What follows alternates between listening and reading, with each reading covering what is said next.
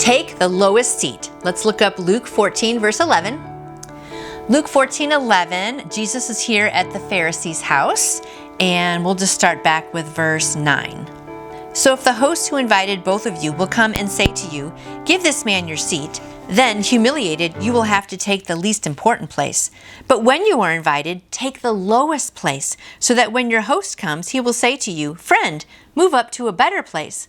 Then you will be honored in the presence of all your fellow guests. For everyone who exalts himself will be humbled, and everyone who humbles himself will be exalted. Take the lowest seat. It happens every Black Friday sale. People start lining up in front of their favorite retail outlets hours before the doors open. Why? In order to be the first in line, of course. Or, if there are only 2 cookies left, why does the child often take the biggest one? Why do we need to be first or get a seat in the front row or to make a name for ourselves?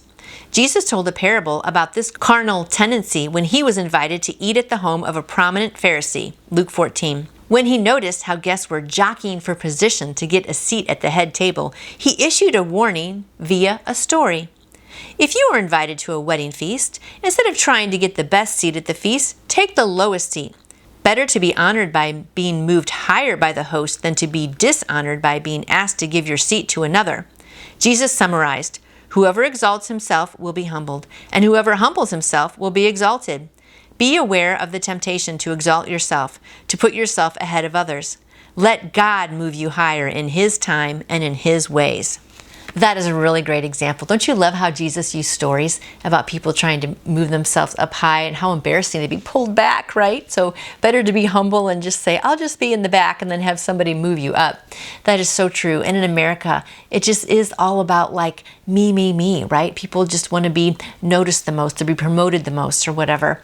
And it's really hard to find a humble heart. So I hope today you can pray to have a humble heart, and then you can just act that out as you're going about your day.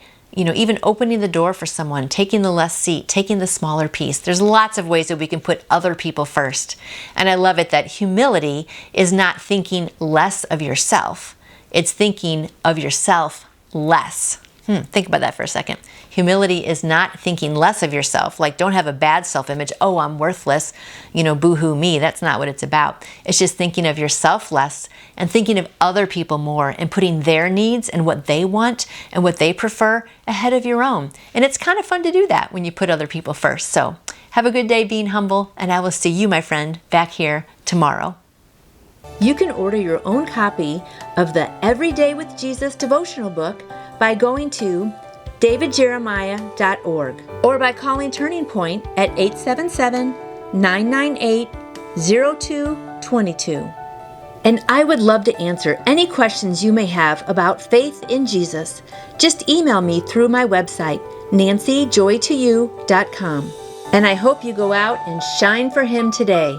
See you tomorrow.